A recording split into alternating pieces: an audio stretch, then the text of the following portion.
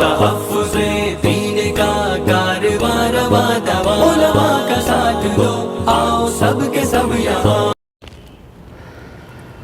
السلام علیکم ورحمۃ اللہ وبرکاتہ۔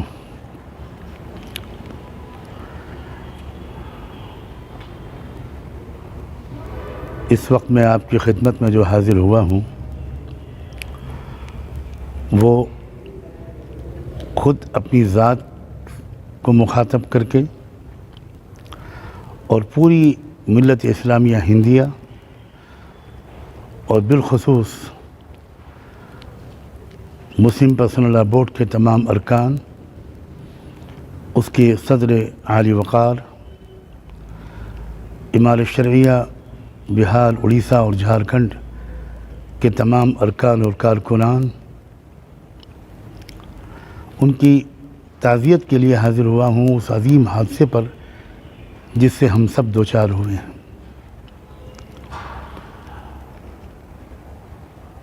جس قسم کے حالات سے اس وقت پورے عالم میں ملت اسلامیہ اور بالخصوص مسلمانان ہند گزر رہے ہیں، ان حالات میں ہم کو قائدین کی ایک پوری صف کی ضرورت تھی، اور ہو یہ رہا ہے کہ ایک ایک کر کے وہ سارے قائدین رخصت ہوتے چلے جا رہے ہیں۔ حضرت مولانا سید محمد ولی رحمانی بلا شبہ ایک عظیم قائد تھے، اور وہ ایک عظیم قائد کے فرزند بھی تھے اور عظیم قائد کے پوتے بھی تھے۔ ان کو دین و ملت کی خدمت اپنے باپ دادا سے وراثت میں ملی تھی۔ ان کے عظیم جد امجد حضرت مولانا سید محمد علی مونگیری انتہائی بالغ نظر اور ویژنری عالم دین تھے، اور اندرونی اور بیرونی دونوں قسم کے حملوں سے اسلام کی حفاظت کے طریقہ کار کے امام تھے۔ ذہانت،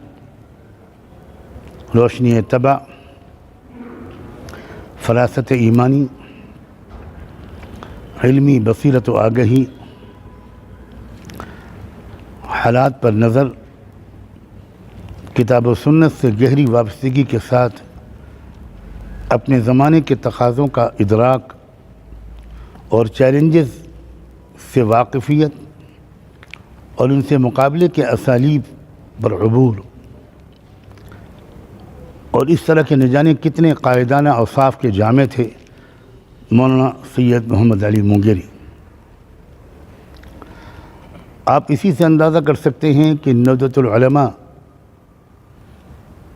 کا تخیل دراصل انہی کے ذہن رسا میں سب سے پہلے وارد ہوا تھا، اور انہوں نے اسی مقصد کے لیے قدیم و جدید کی جامعیت کے لیے بھی اور ملت اسلامیہ کے مختلف حلقوں، مسلکوں، مکاتب فکر کے درمیان متفقہ مسائل پر کلمے کی بنیاد پر اتحاد و تعاون کی آواز اس وقت لگائی تھی جب انگریزوں کی سازش سے ملت اسلامیہ ہندیہ فرقوں میں بڑھتی چلی جا رہی تھی۔ یہی وراثت ملی تھی ان کے فرزند ارجمند ہمارے اسی دور کے عظیم قائد حضرت مولانا سید منت اللہ رحمانی کو۔ میں اس وقت صرف اتنا ہی کہہ سکتا ہوں کہ میں نے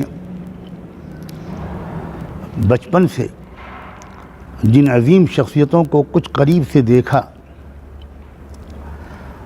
اور میں نے محسوس کیا کہ وہ دو بزرگ جن کے قدموں میں پل رہا تھا، میرے والد ماجد حضرت مولانا محمد منظور نعمانی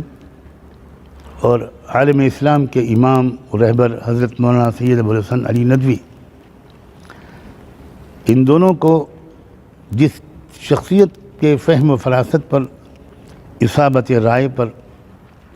بہت اعتماد تھا، اور جن کے جلال و جمال کی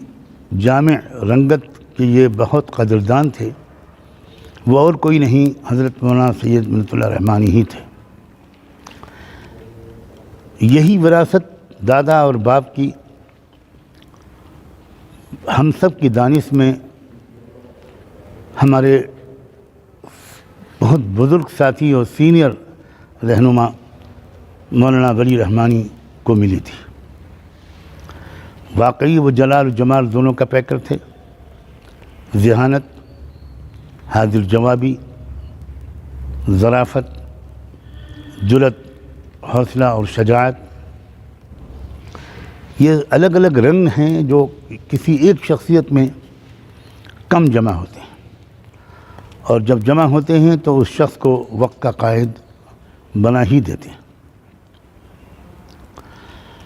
میں اس وقت خاص طور پر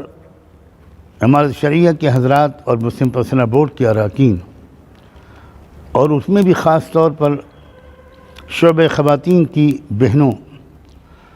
اور اس کی سرگرم رہنما بہن اسماء زہرا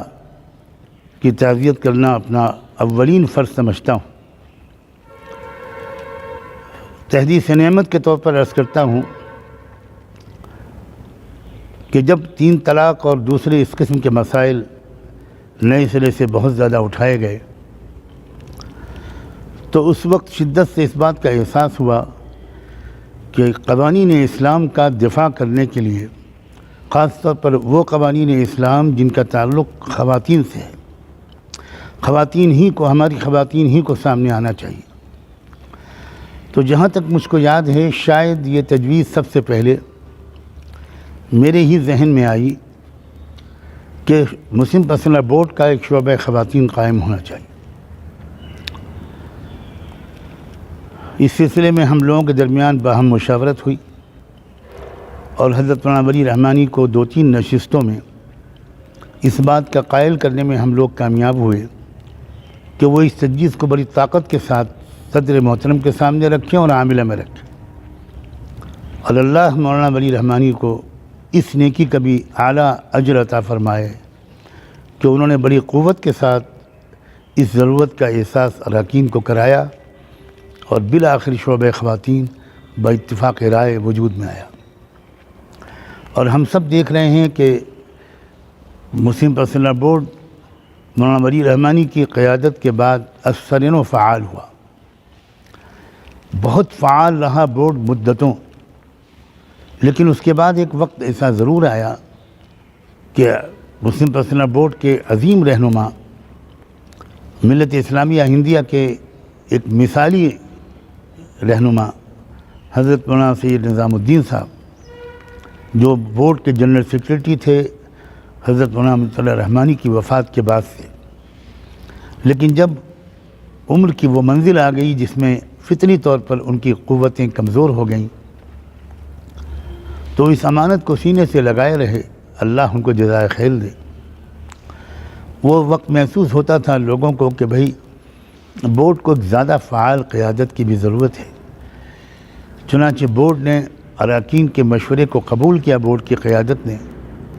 اور حضرت مولانا نظام الدین صاحب کو جنرل سیکریٹری کے عہدے پر برقرار رکھتے ہوئے ان کی زندگی کے آخری مرحلے میں، سالوں میں، مولانا ولی رحمانی صاحب کو کارگزار جنرل سیکریٹری بنایا گیا۔ اور اس کے بعد جب مولانا نظام الدین صاحب اللہ کے دربار میں حاضر ہو گئے تو پھر با اتفاق آراء بنا کسی تردد کے مولانا ولی رحمانی صاحب کو جنرل سیکریٹری بنایا گیا، اور ساری ملت گواہ ہے کہ اس کے بعد بہت بڑے بڑے چیلنجز آئے، بہت بڑے بڑے طوفان اٹھے، لیکن بورڈ نے اس کا مقابلہ کیا، عالی مقام صدر اور مولانا ولی رحمانی جنرل سیکریٹری کی قیادت میں۔ اب یہ ایک بار پھر بہت بڑا حادثہ ہے، لیکن میں اللہ کے بھروسے پر اپنی تمام بہنوں اور بھائیوں کو اور بورڈ کے تمام قابل احترام اراکین کو اور پوری ملت اسلامیہ ہندیہ کو، تمام مسالک کے قائدین کو، تمام قابل احترام علماء کو، چاہے وہ شیعہ فرقے سے تعلق رکھتے ہوں یا بوہرا فرقے سے تعلق رکھتے ہوں، اسماعیلی فرقے سے تعلق رکھتے ہوں یا کسی بھی فرقے اور مسلک سے اور مکتب فکر سے تعلق رکھتے ہوں، وہ سب اس وقت غمزدہ بھی ہیں، متفکر بھی ہیں۔ نہ جانے کتنے حضرات کے فون تو خود اس عاجز پر آ چکے، اور صدر محترم اور دیگر سینئر ارکان کے پاس تو بہت زیادہ لوگوں کے نے رابطہ کیا ہوگا۔ میں سب کو یقین دلاتا ہوں انشاءاللہ اللہ تعالیٰ چاہے گا تو انشاءاللہ یہ بورڈ بھی کمزور نہیں ہوگا۔ ملت اسلامیہ ہندیہ بھی نت نئے چیلنجز کا مقابلہ پوری طاقت کے ساتھ اور پوری حکمت عملی کے ساتھ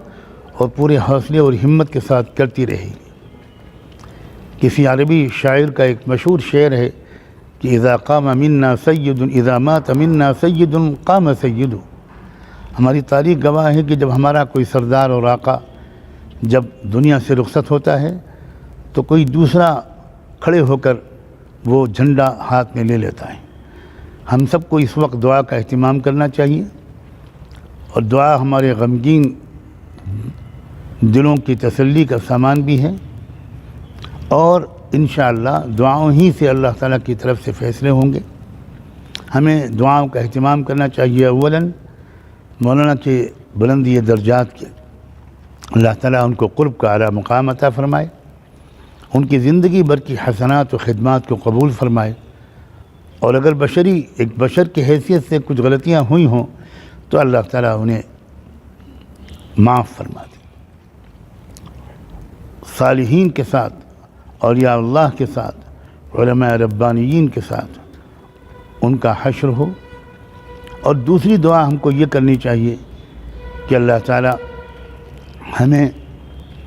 کسی طرح کی پست ہمتی سے، مایوسی سے محفوظ رکھے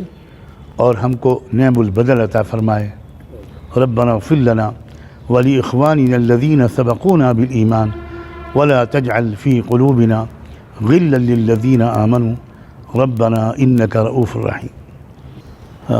میں کچھ تاخیر سے یہ ویڈیو بیان جاری کر رہا ہوں۔ میں اس وقت ایک بہت اہم سفر پر ہوں۔ انشاءاللہ خواص کی خدمت میں کبھی اس سفر کی تفصیلات بھی عرض کر دوں گا۔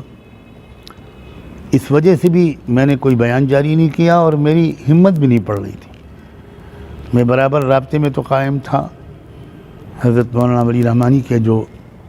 عزیز رفیق سفر، معاون اور خادم بھائی احتشام سے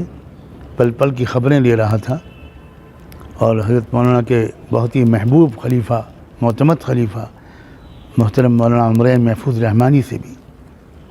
جو پٹنہ پہنچ چکے تھے، اور ان کی موجودگی کے بعد ہی مولانا اللہ کو کے یہاں رخصت ہوئے۔ یہاں تک کہ رات میں بھی جب سفر جاری تھا مونگیر کی طرف، تب بھی میں برابر رابطے میں تھا، تو اس لیے بھی مجھے سفر کی وجہ سے بھی کوئی موقع نہیں ملا اور ضرورت بھی نہیں مجھے محسوس نہیں ہوئی۔ لیکن کچھ حضرات نے، کچھ بہنوں نے مجھ سے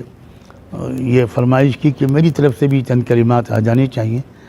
تو میں نے اپنی سعادت سمجھ کر یہ چند کلمات پیش کیے ہیں۔ اللہ کرے ہم سب کی تسلی کا یہ سامان ہو، اور تسلی کے ساتھ ہمارے عزم کمزور نہ ہونے پائیں۔ یہ تو دنیا میں لگا ہی رہتا ہے۔ ہم سب انشاءاللہ نئے سرے سے عہد کرتے ہیں کہ ہم پہلے سے زیادہ قربانیاں دیں گے، محنت کریں گے، کوشش کریں گے، مسلم معاشرے کی اصلاح کے لیے بھی اور دین و شریعت کے تحفظ کے لیے بھی۔ آپ سب کا شکر گزار ہوں کہ آپ نے میری اس گفتگو کو سنا۔ السلام علیکم۔